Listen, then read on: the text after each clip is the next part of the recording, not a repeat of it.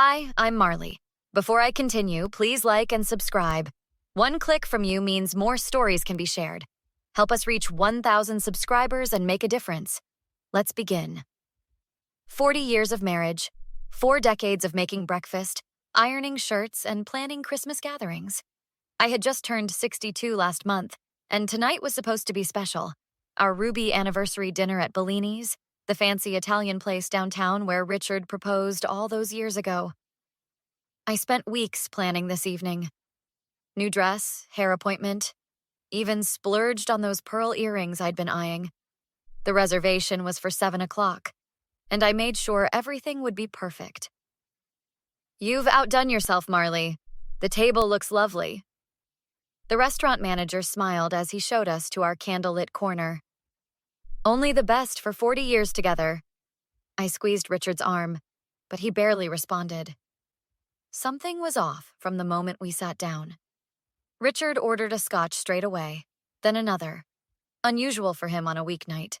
He was checking his phone, distracted, barely making eye contact. Remember our first date here? You were so nervous you knocked over your water glass. I tried breaking the ice. Oh yeah, long time ago. He took another swig. By the time our entrees arrived, he was on his 4th drink. His face had that flushed look it gets when he's had too much. Is everything all right? You seem distracted. Just peachy. His voice had that edge. 40 years, huh? Seems like a lifetime.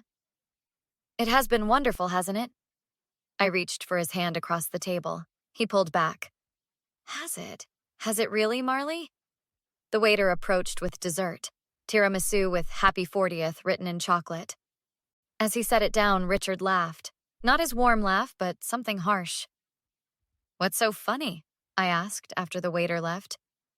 This whole charade, 40 years of pretending? My stomach dropped. Pretending what? That this marriage is something special. He drained his glass. You want to know the truth? I never loved you. Not really. The restaurant noise faded to a buzz. What are you saying? You were convenient, Marley. A good mother to Samantha. Reliable. But love? No. I gripped my napkin under the table. 40 years of convenience? There's someone else. Has been for a long time. Vanessa. She's who I've always wanted. The tiramisu sat untouched between us, the chocolate message mocking me. How long? My voice was surprisingly steady. 23 years. Started as colleagues. Became more, much more. 23 years. While I was cooking his favorite meals and scheduling his doctor's appointments. Are you leaving me for her? I managed to ask. Not yet. Too complicated with the business. But I wanted you to know, tired of the pretense. I nodded, my face a mask of composure. Thank you for your honesty. We finished dinner in silence, paid the bill, drove home separately. I'd met him at the restaurant after my hair appointment. At home, I sat in our dark kitchen, still in my new dress. 40 years. 2/3 of my life given to a man who saw me as a convenience. As dawn broke, something hardened inside me. I'd been the perfect wife, but I'd never be the perfect victim. Richard thought I was just convenient. I'd show him just how inconvenient I could be. Justice was coming, and I would be the one to deliver it. I called Jessica the next morning. After 40 years of friendship, she could tell something was wrong just from my hello. I'm coming over. Don't argue. 30 minutes later, we sat at my kitchen table, coffee untouched. He said what? On your anniversary? Jessica's voice rose with each word. That absolute piece of garbage. 23 years, Jess. He's been seeing this Vanessa for 23 years. And who the hell is she? Some woman from his office. He never brought her to company parties. What are you going to do? I stared at my cold coffee. I don't know yet, but I'm not just walking away with nothing. Damn right you're not. Jessica grabbed my hand. Time to dig, honey. Men like Richard always leave tracks. That afternoon, I started searching. First, his desk, nothing unusual. Then his laptop. Password protected, but after trying his birthday and our anniversary with no luck, I tried Vanessa23. Bingo. Look at this. I showed Jessica the screen later that day. 3 accounts I've never seen before, and monthly transfers to an address on Parkview Avenue. That's that fancy condo building downtown. Exactly. Their love nest, I bet. I spent the next week playing detective while Richard was at work. I found a key hidden in his golf bag. The condo was sleek, modern, nothing like our traditional home. Photos of Richard and a blonde woman half my age covered the walls. So that's Vanessa. I snapped pictures with my phone. In the bedroom closet, I found a box with love letters, hotel receipts, and, most damning, financial documents showing Richard had been siphoning our joint assets for years.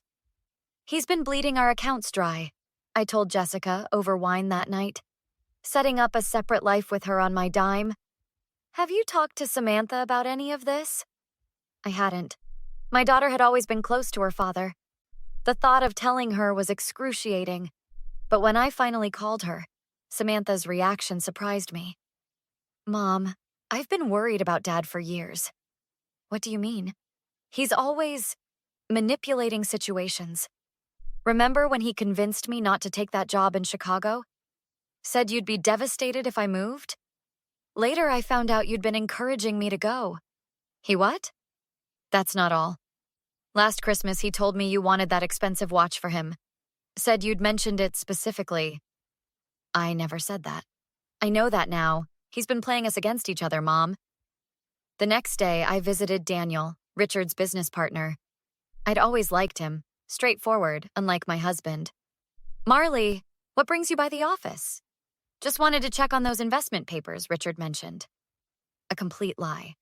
Investment papers? Which ones? The Westlake project. Daniel's expression shifted. That's not something we typically involve spouses in. Oh, and why is that? His hesitation told me everything. Let's just say some of our business methods are creative. Creative enough to be illegal? Daniel paled. Who's asking? Just a wife who's discovering her husband isn't who she thought. That night, I laid out everything for Jessica. We need a plan, she said, pouring more wine. Something that hits him where it hurts. His reputation, his money, his precious Vanessa. I want it public. I want everyone to know what he did. What about a party? Some kind of event where you can expose him? I smiled for the first time in days. What about a vow renewal ceremony? Jessica raised her glass. Perfect. The bigger the audience for his downfall, the better. I'll need evidence. Lots of it. And witnesses. People he's screwed over. I nodded, a strange calm settling over me. Let's make a list. For the next 2 weeks, I played the role of oblivious wife perfectly. I made Richard's favorite meals, asked about his day, and pretended I hadn't discovered his decades of lies. You seem happier lately, Richard commented suspiciously over breakfast. Just excited about our anniversary party. 40 years deserves a real celebration, don't you think? He nearly choked on his coffee. What anniversary party? The vow renewal ceremony I'm planning. Already booked the Grand Hotel ballroom for next month. You did what? Without asking me? I smiled sweetly. I wanted it to be a surprise. All our friends will be there. Daniel and his wife already confirmed. The mention of Daniel made Richard pale visibly. I don't think that's a good idea right now. Nonsense. It's the perfect time. I've already sent most of the invitations. The next day, I arranged another accidental run-in with Daniel at his favorite lunch spot. Marley, twice in 1 month. To what do I owe the pleasure? Just finalizing details for our vow renewal. Richard seems stressed about it. Daniel shifted uncomfortably. Business has been complicated lately. The Westlake project again? Among others. Look, maybe we should talk privately. There are things about Richard's business dealings you should know. An hour later, in a quiet corner of the restaurant, Daniel spilled everything. The Westlake deal involved bribing officials. There's more. The Riverside contract, the overseas accounts, he's put the whole company at risk. Does anyone else know? The board is suspicious. They're planning an audit next quarter. I pulled out my phone, hit record. Tell me everything again, from the beginning. That evening, Samantha came over while her father was at his late meeting with Vanessa.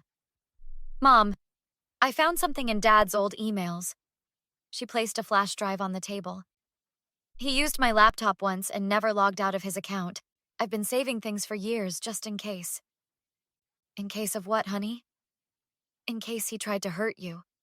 Her eyes welled up. I always knew something wasn't right. The flash drive contained gold, emails between Richard and Vanessa dating back 15 years, discussions about their future together, even plans to access my retirement funds. There's something else, Samantha said quietly. I hired a private investigator last year. You what? After Dad borrowed money from my wedding fund, the investigator found 3 storage units in Dad's name.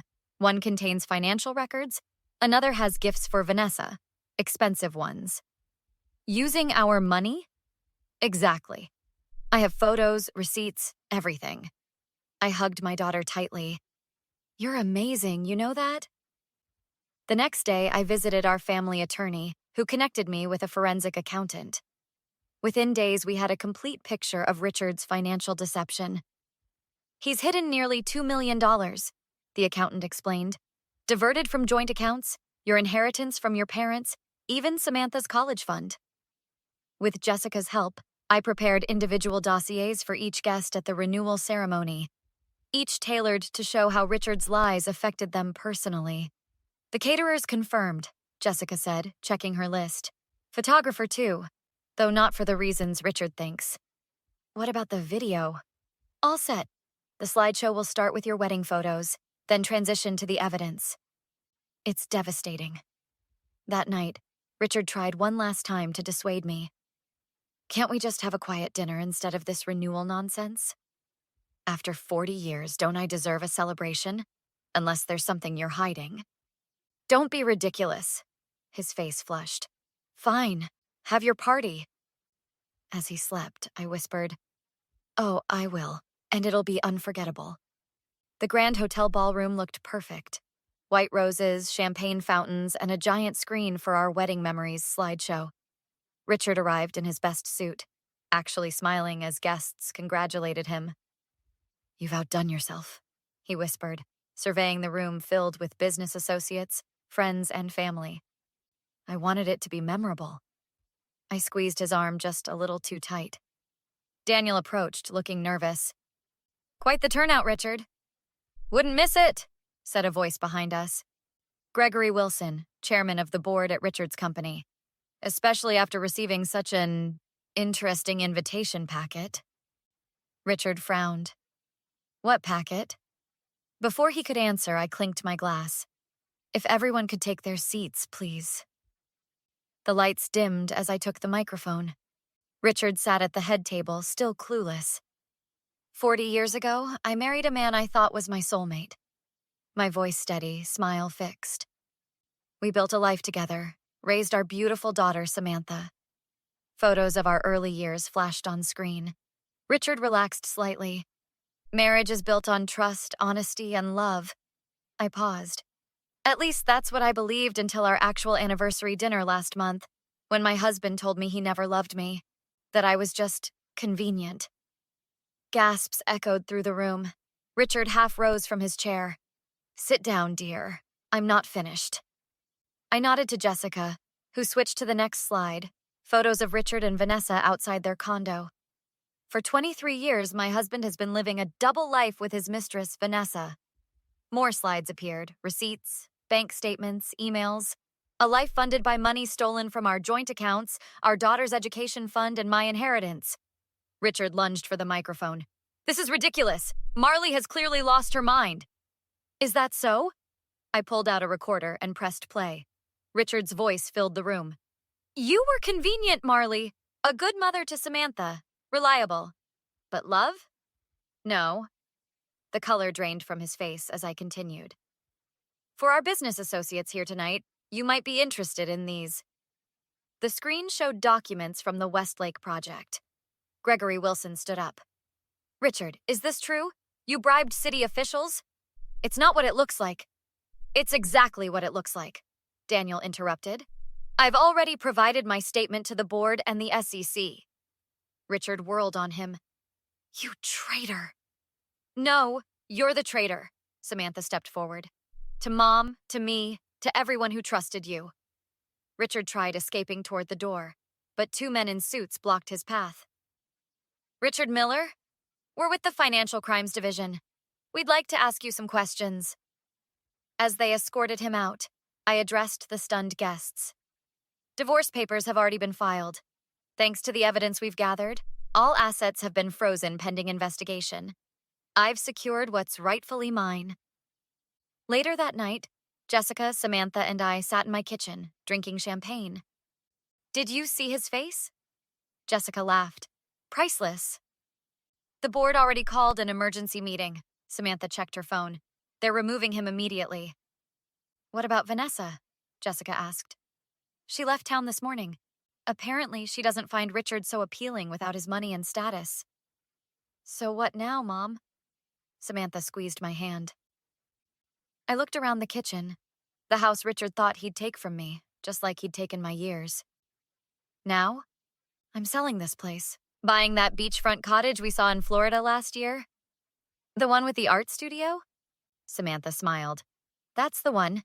Time to pick up painting again. I raised my glass. To second chances.